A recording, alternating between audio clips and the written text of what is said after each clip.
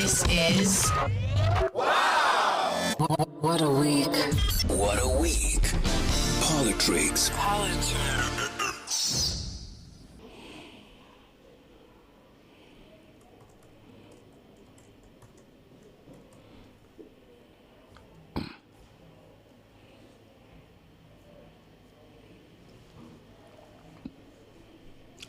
Eta, welcome to another edition of hashtag PoliTricks on WAW. What a week.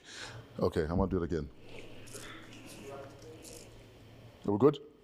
Okay. No, I fixed it. Yeah. Eta, welcome to another edition of WAW. What a week. Hashtag PoliTricks.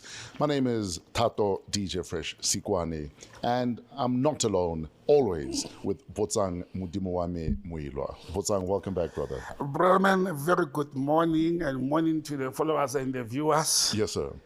Good to be here. I'm told you have a story to tell before we get into the politics of politics. Quite a story that I'm going to steal about 5 or 10 minutes of the viewers' time, but it's their story, actually. Okay. And it's something that I don't know whether I was supposed to get upset or concerned.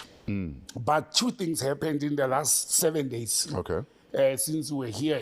Yes, sir. First, last week, over the weekend, I took a walk to, there's a place called Midstream next to my place. Oh, yes, I know Midstream. And I bumped on one of the former ministers, and I won't mention names. Okay. That I know very well. We have shared a drink, we have chatted before and all that. We are not friends, but we know each other. And then as I went to greet him, coincidentally, he was sitting with one of the current ministers. Okay. And as I was busy greeting this other guy that I know. So this is at Midstream? At Midstream. Okay. One of the current ministers says to the former minister, also, you know this guy who is very harsh on the ANC and government. And he should tone down, whether it's on social media or podcasts. And I said, I will never be harsh on government because I'm part of government. Sure.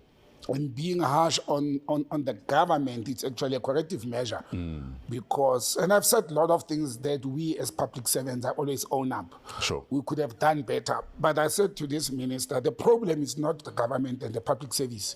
It is the employees of political parties like him. Sure. And I said that to him, who want to do things not in the terms of government processes and government administration. And most of that, unfortunately, it had to do with members of the then ruling African National Congress because they are both from the ANC. Okay. But then I took very, a serious concern of him accusing me of being anti-ANC. I said, I'm not anti-ANC. When ANC does good, we praise it. We note. But when it has to be criticized where they've done wrong, why should we be quiet? Because it's not helping the organization, it's not helping the country. And anyway, the conversation ended there. And I said to him, by the way, I'm a political analyst, an independent one. I don't belong to a political party. I don't owe my alliance to any party. I may be a Pan-Africanist. I'm criticizing the PAC every day. And I'm a government official. And if things goes wrong in government, I will talk without fear and favor. But I even said to him, Minister, the funny thing is I work in the transport industry.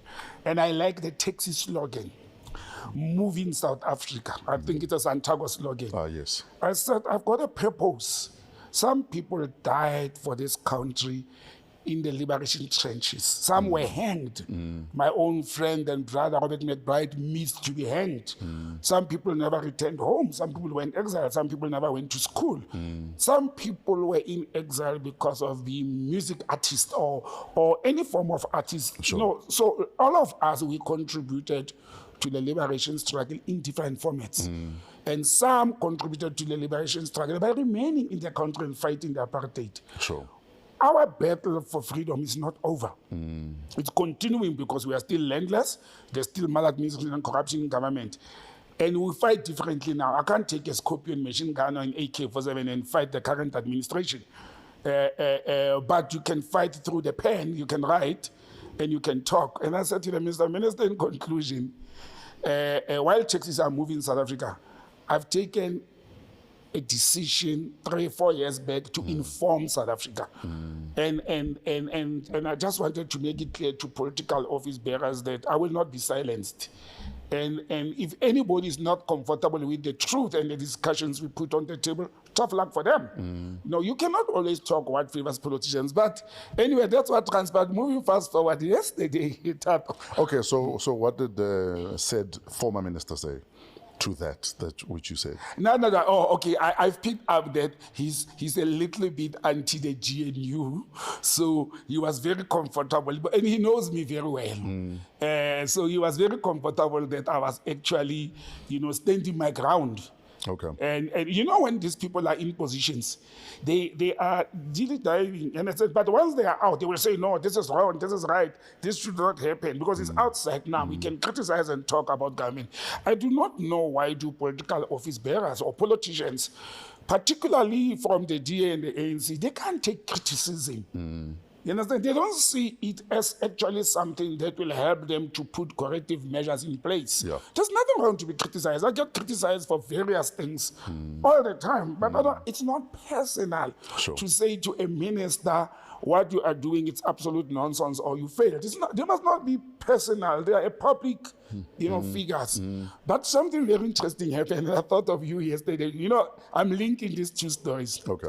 I walked into a supermarket next to my house yesterday morning, very early. I wanted to cook for the day. So when I stress, I cook. So I walked in there to get some herbs and stuff. But I'm on the phone. And one of the few occasions I left my house unarmed. I don't know why. I was in check pants and nothing. Like I walked in, but I was on the phone, and this thing can distract you. Yeah. You can get hijacked or killed or marked because of the phone. But as I'm in the store, and it's early in the morning, around 10, 11, so 10, 11 is early for me. There's this man, he's huge, man, like you, a bouncer, but he's got a gun. And he's following me. And I see him, I'm like, okay, if he was a sniper or what you call Nkavi, he wouldn't show his gun. Sure. But I can see it's a form of a bodyguard. But he's following me wherever I'm going, so he's waiting for me to finish on the phone. Sure. So I had to cut the person I was talking to because I was getting paranoid now. Yes. So I moved into the shop where there were many people. And I dropped the phone, and it's like, sorry, Numzan. First thing, he looks colored Indian mix. That is not. When he spoke in Zulu, I'm like, okay. He's as a Yebo Baba. He's like, can I talk to you for a minute? But he's coming closer, fresh. I'm very paranoid with people around me with guns. He's coming closer, shakes my hand, and he says, wait a minute. Then he takes his phone, and he makes a video call. Okay. I'm like, okay, let me see what's this. And the next thing on the phone, it was their wife. Like, hi, Lavi, look who I'm with. And their wife is a fan of this show. Oh, wow. And she screamed. And this guy, before he makes the call, says to me, my wife loves you. Yeah. I'm like, hey, bro, I'm a single man. Yeah. I don't know who's your wife. I don't know your wife. I don't know your wife. So he calls the wife, and the wife screams. I'm like, oh, why is the wife watching me and following me, not you, bro? Like, I'm not into politics, and I've worked with you before. Oh, wow. I'm like, wow, where? So he's a marksman. He's a bodyguard of one of the most senior taxi people in the country who lives next to me. Sure. And he was telling me how he worked with me in transport. Oh, yes. Because he used to be also the bodyguard of another taxi. It's like, no, I used to go to the cross-border transport events. We were always addressing, because taxis are my stakeholders, cross-border taxis. Being responsible for stakeholder relations. And they probably ferry more people than any other industry across the borders. I actually formed the cross-border taxi when I joined cross-border in 2010. In 2011, I said, you guys are not organized. Form an association for specifically focusing on cross-border taxi movements. And that's one of the legacies I've created in the cross-border movement. That's how I moved for 3 years as a student. Yes. I was using cross-border taxis. And they were disorganized. They will have associations, but they didn't have a national body. So I formed the national body. I led it, I formed it, and that's how the guy met me. But when we were done, he's like, okay, bruh, can I ask you something on their side? I'm like, yeah. He said, are you not fearing for your life? I'm like, from who?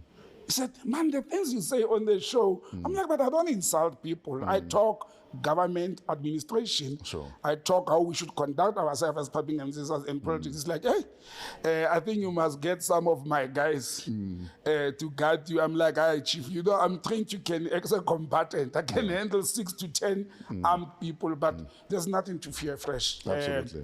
I'm enjoying the show. I'm enjoying what we are doing. And I've told you before, even if I go back to work, I'll continue with this. Sure. And I've been on this space for years. You know, I became a political analyst on ANN7, Power FM, and others as way back as 2016. And I've said to people, I have been consistent. Sure.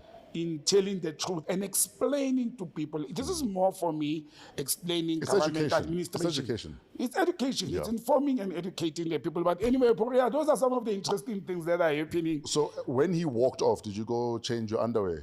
I was actually relieved when you went over. Oh, okay, there are people who are thinking that. But it got me concerned, you know, when I went home to say, why did I leave the house unarmed and I was reckless and I was not careful? You were not aware. I didn't check my surroundings. Yeah, I just walked normal in this country with all the so-called troubles that are around me. Yeah. Ministers complaining that I'm attacking their political parties. But Fresh, you know what I said to my mom the other day?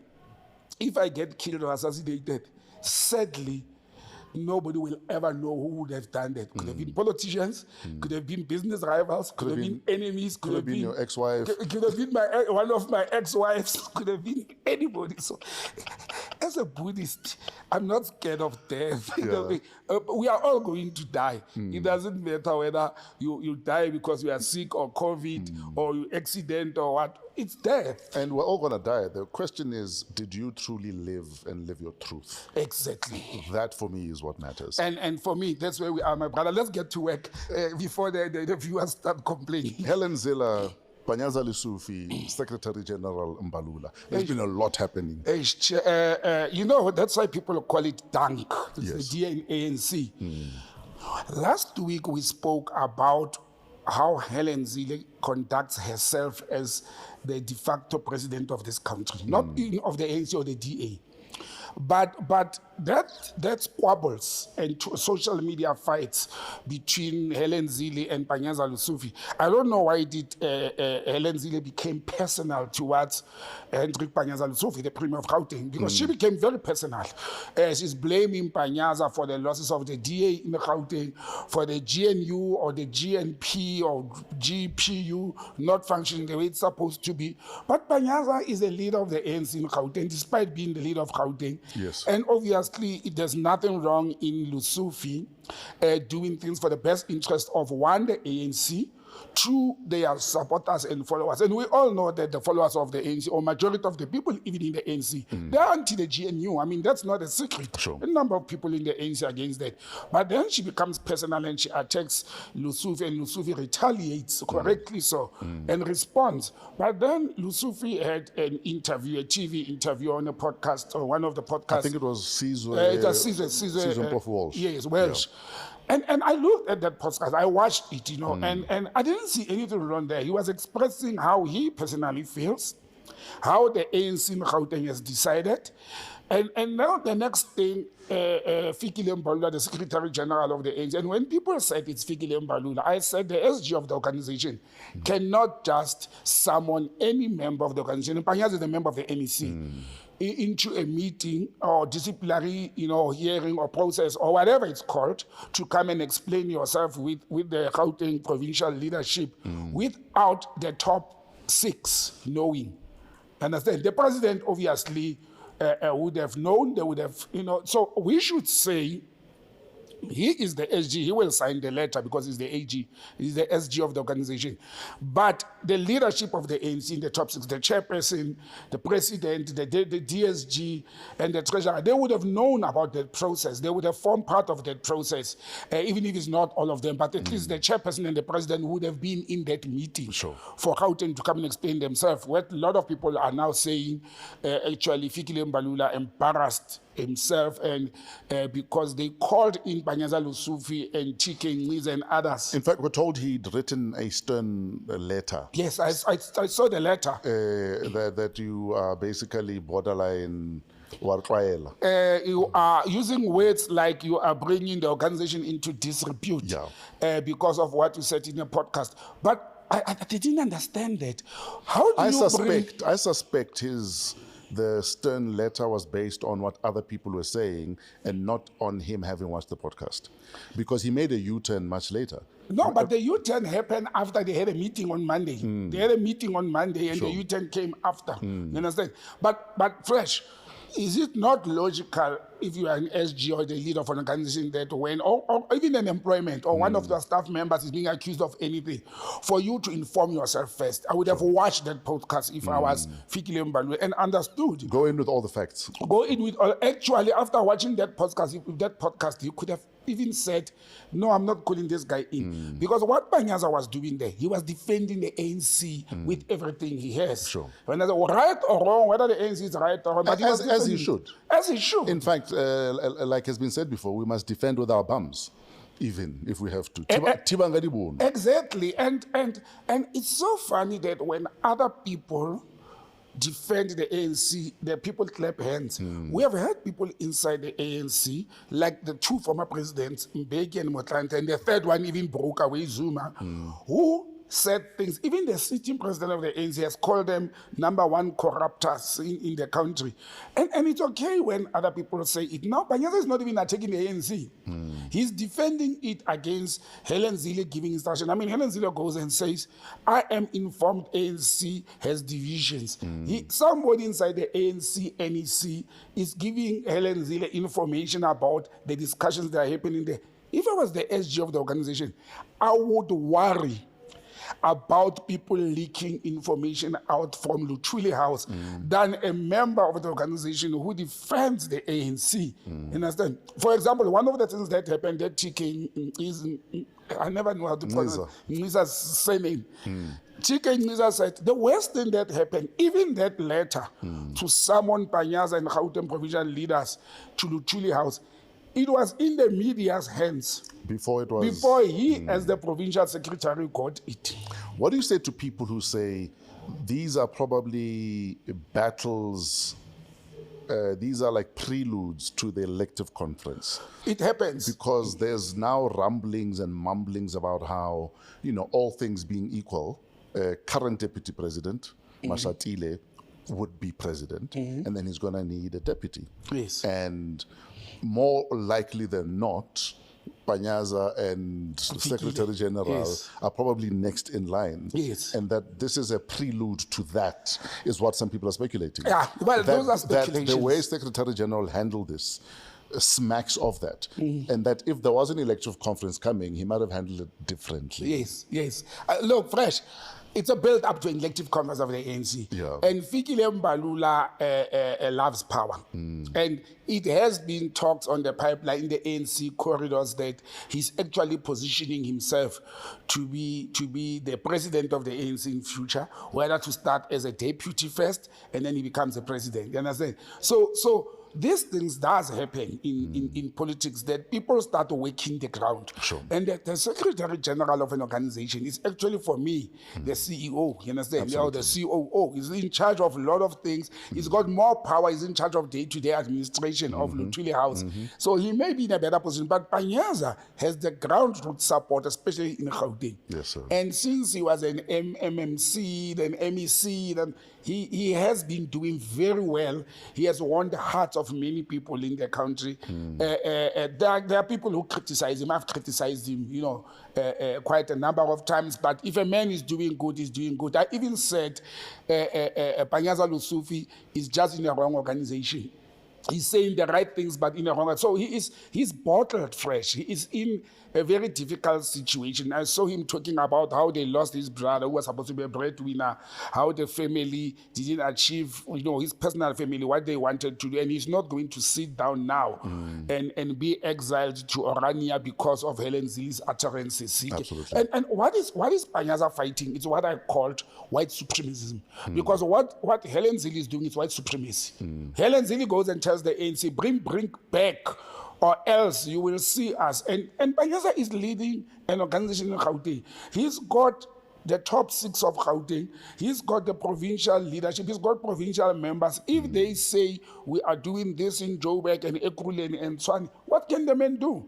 He must toe the line, or else the people of Gauteng will remove him from that position. The same story as the talks in the ANC, where people are saying the ANC wanted to change the leadership of Gauteng and KwaZulu-Natal because of the way they dismally performed during the previous elections. And you know, when they said that, I said, before they remove Gauteng, they must also remove the national leadership because it did worse than Gauteng and KwaZulu-Natal. What about the national leadership? So these are some of the defenses that people bring in the corridors of the ANC. But one of the teething problems of the GNU or the marriage with the DA is this kind of thing that people who were prepared to say, we have lost, let's bite the bullet and let's not go in bed with the Democratic Alliance. These are some of the things that are mushrooming and you know, and challenges that the ANC will have. For the duration of the GNU, these things will happen. And I will not be surprised if today there's a referendum or a check or a, what do you call a poll that checks how many ANC members want to be part of the GNU. I will not be surprised if somebody comes and tells me the majority of ANC members or the majority of the NEC are saying, let's pull out of the GNU. I will not be, it will not surprise me. But the tone of Helen Zille and the tone of that letter of Mbalula to Panyaza, you know what does it say to me? Zille talks as if the DA and the ANC reports to somebody. She says, should Brink not come back, the ANC will be held answerable for whatever happens. Answerable to who? Answerable, I was asking myself. Answerable to everyone who then asks themselves, why did things fall apart?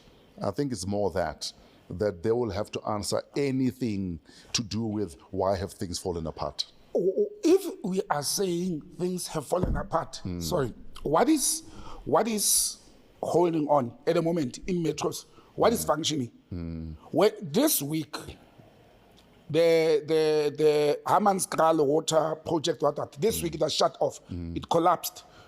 You know what the DA is going to say? It's because you remove Brink. Sure. You understand? What is holding on?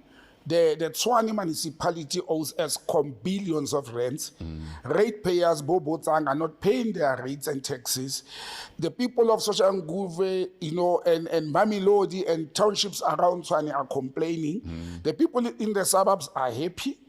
You understand? What is holding on? If we say we're going to hold ANC accountable, why are we not holding on the government of local unity or the government of the DA and Action SA that has been running Tshwane for the last 18 months? Why are we not holding them accountable? Why are we assuming that the incoming person or administration with the new MMCs, they will do a better job or they will improve? Why are we thinking negatively that when we remove Brink, things will fall apart? You understand? For me, what I'm saying is, didn't the ANC, like, they will remove whoever is coming, whether it's the ANC or it's Action SA, whoever.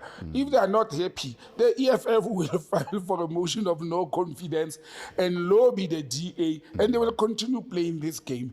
But this thing of Helen Zille and the DA, to say when it's black people who are in charge, and I'm not going to praise and sing praises for the ANC, they've messed up a lot, but I will fight anything or talk about against anything that portrays that when black people are in charge, then we are a mess. Then we're in trouble. Then we are in trouble. You understand? Because white is right. Because white is right. Show me what was right under a white government. Nothing was right. Don't tell me about roads and infrastructure. That was privilege for white people. It was right for white people. They did everything right for white privileges and benefits. Because often people who want to compare now and then forget that then everything was done for a handful of people. Everyone 7 million people. Everyone else was, if not 5 million. Exactly. Everyone else was relegated to, you better stay in your Bantustan, you better stay in your Lokasi. Yes. And we will give you permission when to get out and when to get out of the city. Exactly. You understand? So the infrastructure was working, but it was meant to work for a select few people. Yeah, well, and I think that's one thing, the narrative that we must crush and talk against, to say, where there's a white person in charge, then We'll be okay. We'll be okay. Okay from what? Yes, when human beings do good, it's okay. But don't tell me it's a white doing good or it's a black person doing good.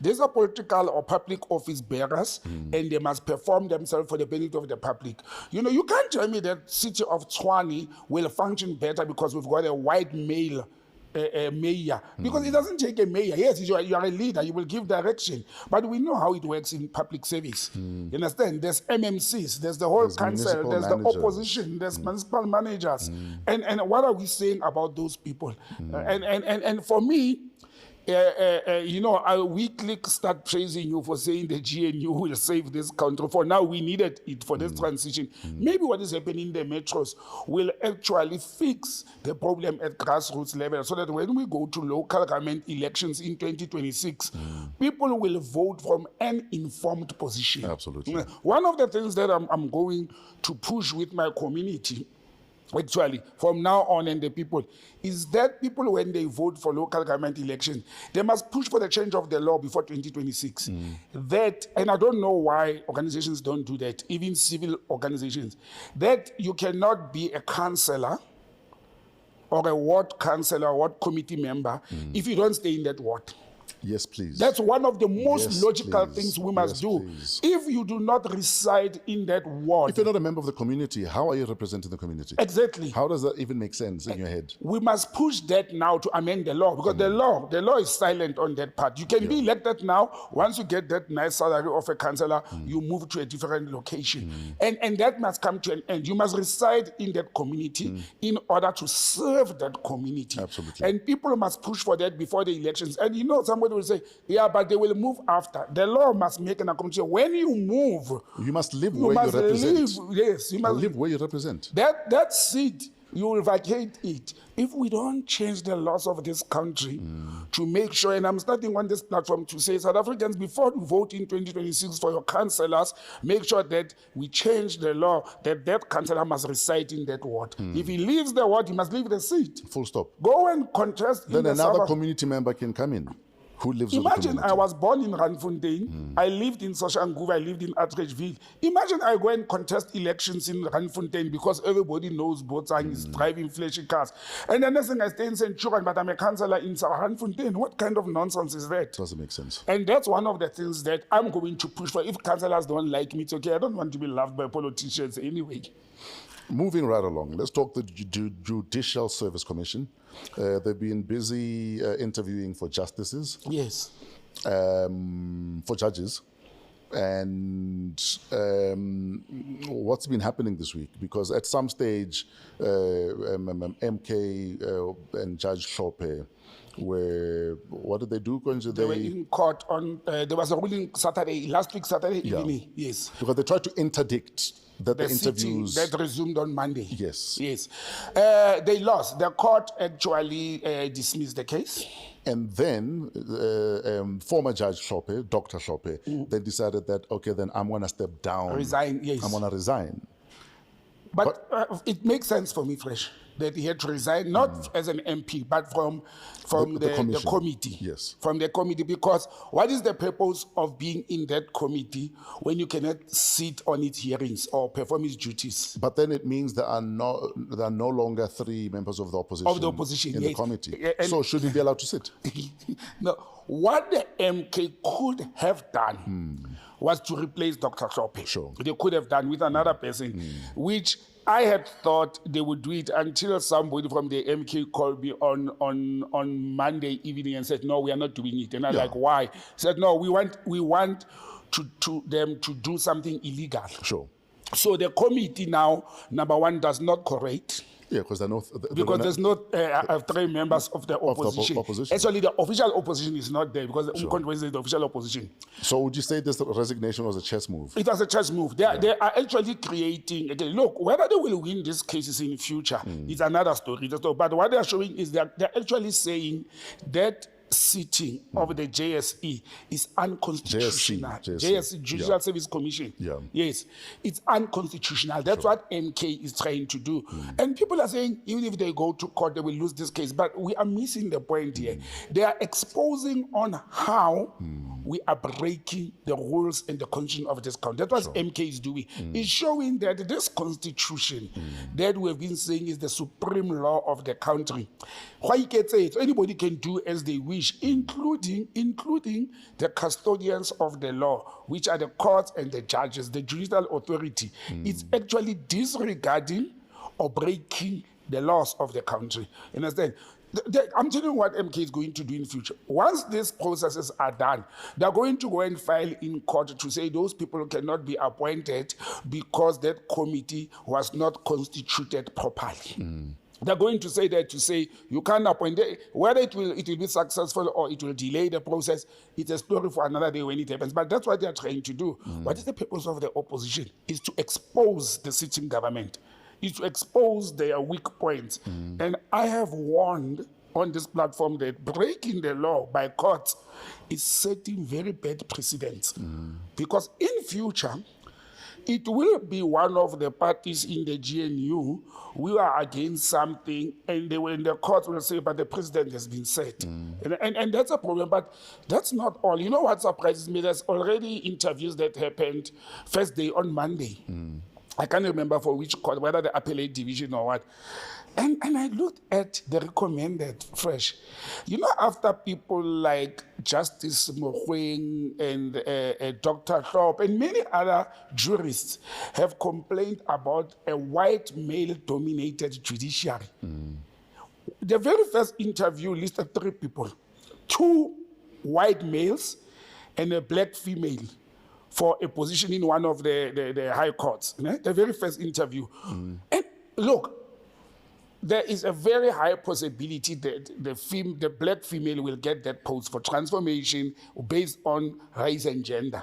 But the fact that that committee, when we talk of transforming the judiciary, still has recommendation. Remember, these are just recommendations. The president may end up appointing a white male judge. I don't have anything against white male judge, but I'm simply saying, if we talk of transformation, and you've got 3 candidates, and 2 of them are white males, then we are sitting with a problem.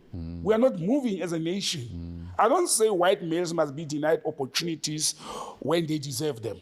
But I'm saying transformation has its own sacrifices and pains. If you want to transform something, there should be sacrifices, there should be pains that you go through. You cannot sit and say the South African judiciary is white male dominated, and you still go and shortlist the majority of the shortlisted, because if there's 3 people and 2 are white males, majority are white males, then what tool are you going to use to transform? What if those 2 white males are the best possible 2 people for those positions? That's why I said, if they qualified for those positions and they have done well on the interviews, there's nothing wrong with that.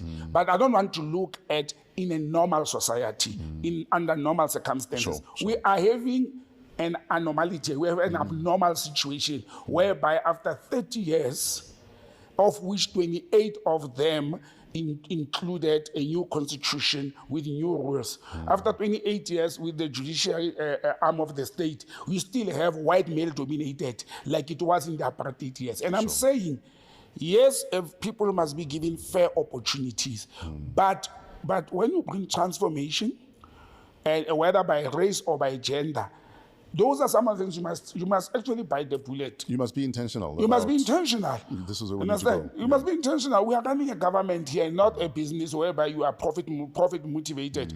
I mean, you want to tell me that in all those judges that we have in the country, we don't have black male and female people that we can move in order to transform. But we'll see how it goes. Sure. You know, the process, unfolded this week. We'll see how it goes. I want to see, I'm going to pay very serious attention and see if the judiciary is very serious, and that committee particularly, is very serious about transforming the judiciary in South Africa. Because that committee, one of the duties they have in this GNU is to change the laws, to amend the laws of this country, table them to parliament, because we can't be sitting with apartheid era laws at this damn age and we don't transform or change them. We cannot, because we are not helping us as a society. I'm wishing to live to an extent that one day, when my last born studies law, and she will not go and study the Roman Dutch law. You understand? As the basis of our law, we must move away from the Roman Dutch law as the fundamental base of the South African law. We have to. We have to come and talk about the Khoi law or the whatever Botswana law or Zulu law that form the base of the South African law. This thing of saying our customary law and shoved it aside. Why don't we take our customary and historical background as Africans and make it the foundation of our law? We are still using the colonial era laws as the foundation of our law. And then we get surprised when things are not transforming or moving. Because they're informed by the same law that some of us went into the battlefield to defeat. Sure. Nothing changes if nothing changes. Let's talk food safety. Naledi, Soweto this week, 5 children literally just dropped dead. Yeah. They fell sick from eating possibly contaminated biscuits or chips from a spaza shop. Yes.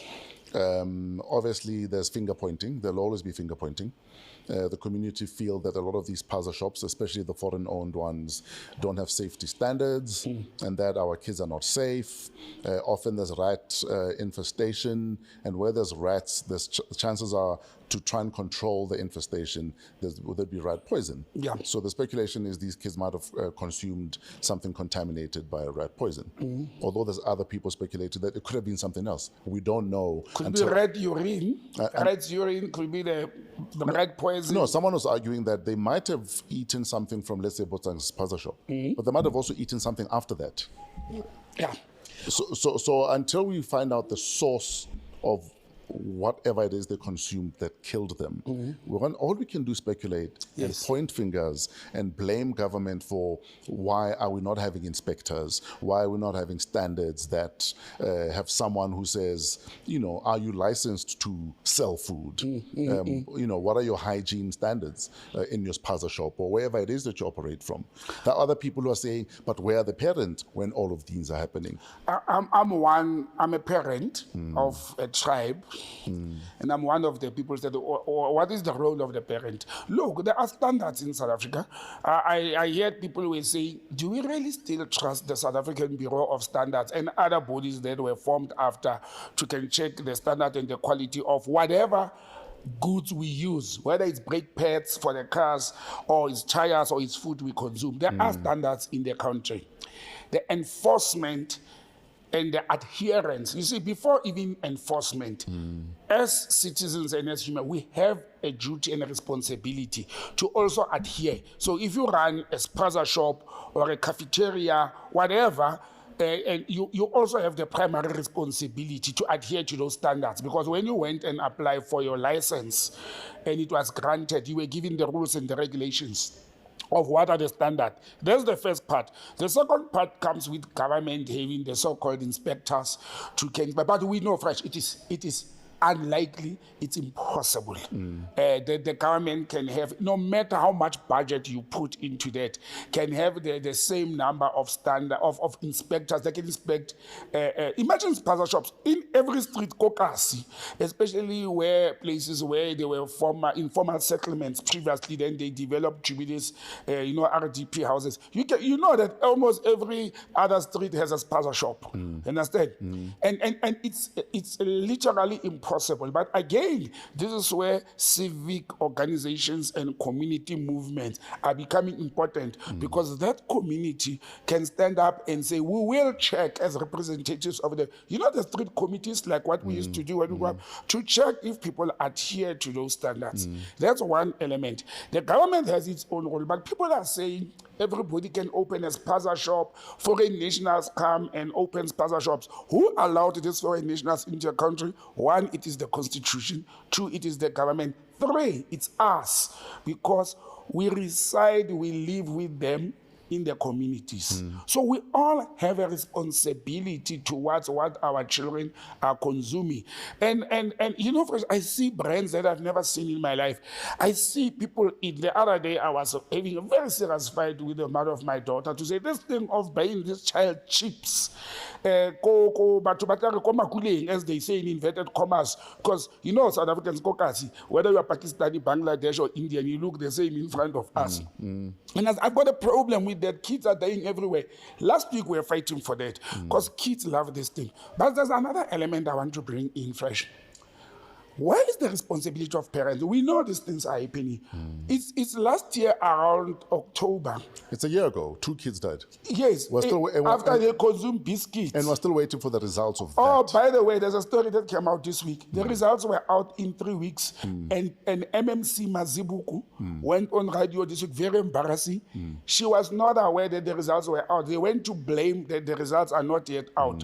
And the municipality and the laboratory that went to do the test said, no, the results were out. The results were out within 3 weeks of those biscuits, and they were delivered correctly. So those results were delivered at the local municipality because it is within their responsibility. Now, the MMC does not know that the results are out, and she doesn't want to take responsibility. Again, you know, this MMC Maziboko, I want to bath where she baths because I've never seen a politician who fails so much dismally, and she survives in everything because correctly so MMC Mazibuku was supposed to have left politics to resign because she's failing in her responsibilities. But anyway, let's get back to what we're talking about to say contaminated foods and all.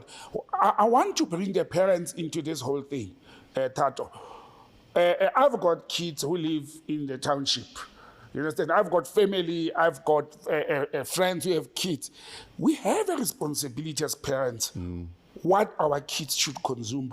We do have that responsibility. But Botsang, your average parent in the township leaves home in the morning. They're going to work, they're going to hustle, they're going to look for work. Yes. And after school, the kids come back, they're playing on the street.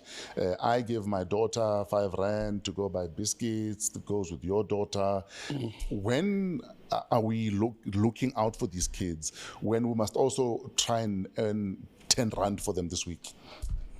The moment you said, I gave my daughter 10 rands, that's where your responsibility comes in. You have made your daughter to have access. You make money available to them.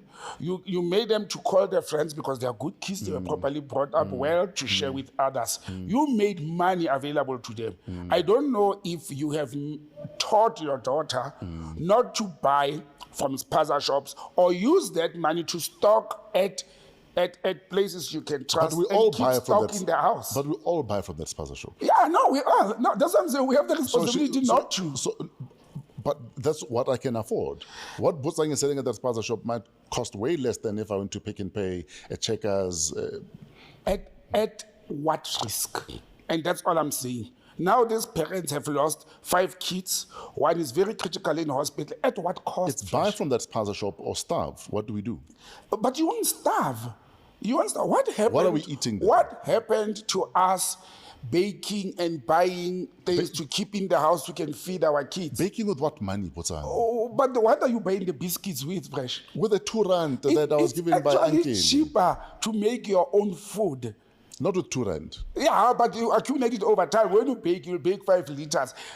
You know what? I hear you and I get what you're saying. But I'm also saying the reality is your average parent, especially in informal settlements, in townships, our kids look after each other by playing together. Yes, yes. And they keep each other company. And it's nothing new. Fresh, I eat magwenya. I eat God. I go to the dirtiest place to buy magwenya. Even you grew up like that in Ramfontein. Yes. Where when you're a kid, you're outside playing all the time. If someone has 1 rand, you go and buy the stock sweets. And we share. Or you go buy the chapisi. Yeah. And there's nothing unusual about it. Maybe then what we need is to ensure as a community, including even law enforcement, that where people are buying food, they're buying food that is worthy of human beings to consume. That is my point. Maybe you have said it better than me. Yeah. That's why I said the responsibility of the civil society and the community and the owners of those spaza shops to adhere to the rules and regulations.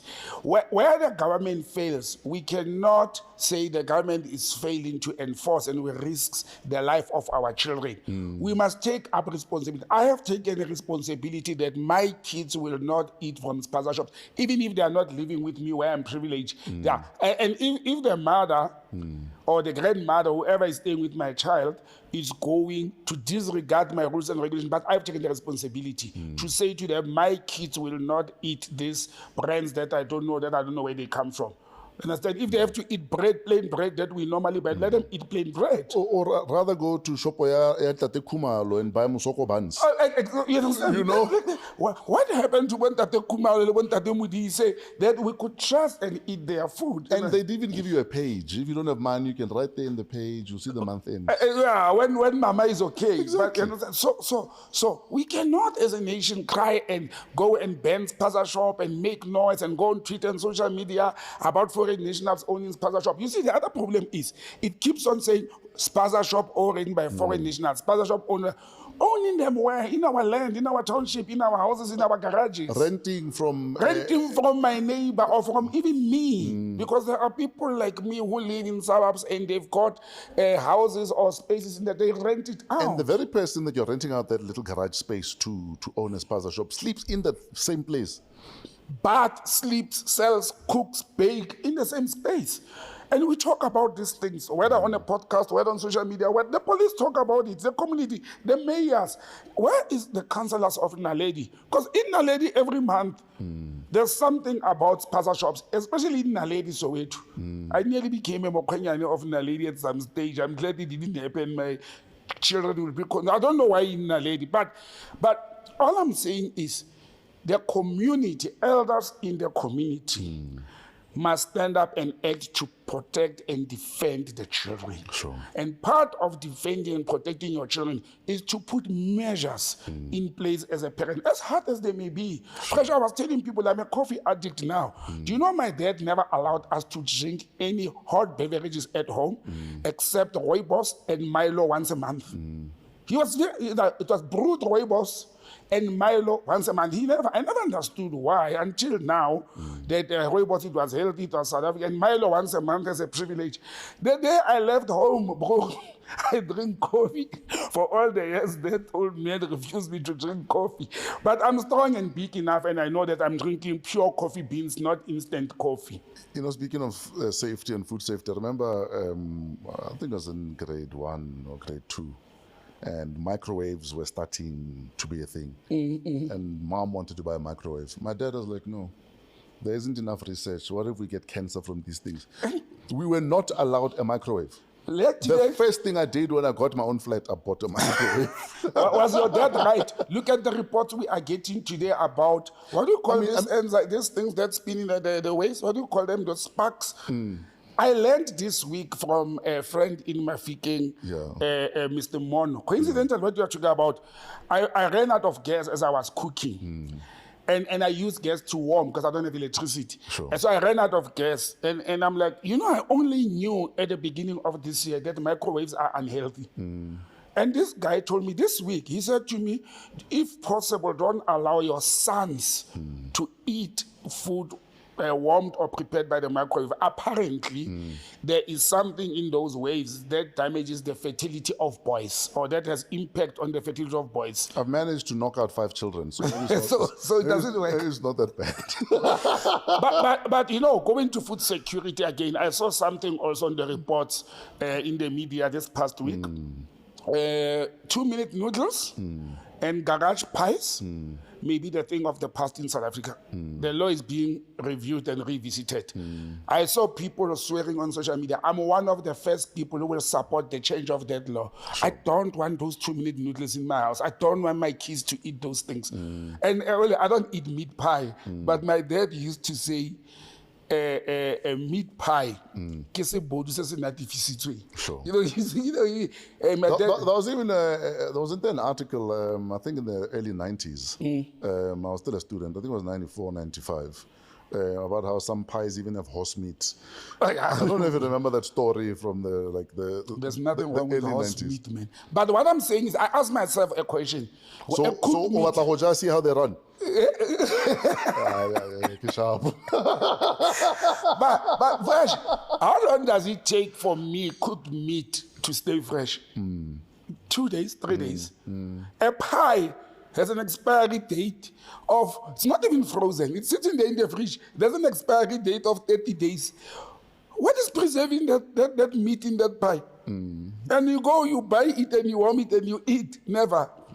I'm one of the people who's supporting that meat pies you buy from filling stations must be banned. It's fascinating how different administrations look at certain things and eventually decide, okay, maybe this is not good. Yeah. Because there's a certain headache powder. Yeah, That your addiction. No, I don't take that headache powder. Oh, okay. But there's a certain headache powder that is now not sold in Botswana because apparently it's not allowed. Really? Yeah. Wow. And I've heard stories even here of people say they don't take that headache powder for whatever reasons that they've stated.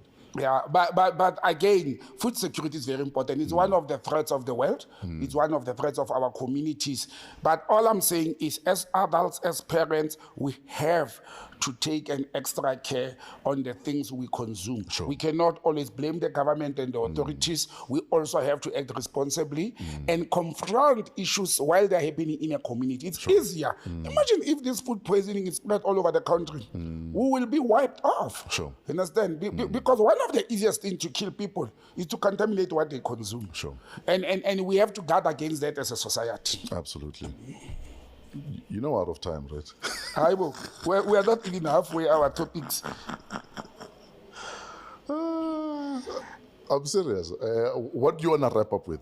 Okay, what's happening in the country? The serious drink this week, or the African National Congress, on the eve of, what do they call it, of the election of the mayor in Tshwane, they withdrew from the race. I don't know whether it was the threat of Helen Zille, but the ANC announced, they took a decision the night before, and in the morning of the elections, they withdrew. They announced that they are not putting anybody into the contestation. Do you get a of the mayor. feeling that generally they are mollycoddling this relationship with the DA? I think that they're treating the relationship. They must massage with the DA. it. Yeah, they're massaging it. They're not treating step it very on toes. carefully. But I was last on Sunday. I was in not a meeting, but I was sitting with one of the chairpersons of the ANC regions, and you know what the guy informed me that the ANC as by close of business last week Friday, they did not have a decision on a candidate. You remember we spoke about that they have the regional chair of Tshwane, and then they've got Khosi Maepa, who is a preferred candidate by the leadership. The youth league went and said to them, you haven't decided. We are actually going to put the third person. So they threw a spanner in the works. So ANC was having a battle of 3 people in Tron. So I think that's one of the reasons they withdrew. But the pressure from the Democratic Alliance and the agreement with the Action SA, because they have an agreement with Action SA, they will go together.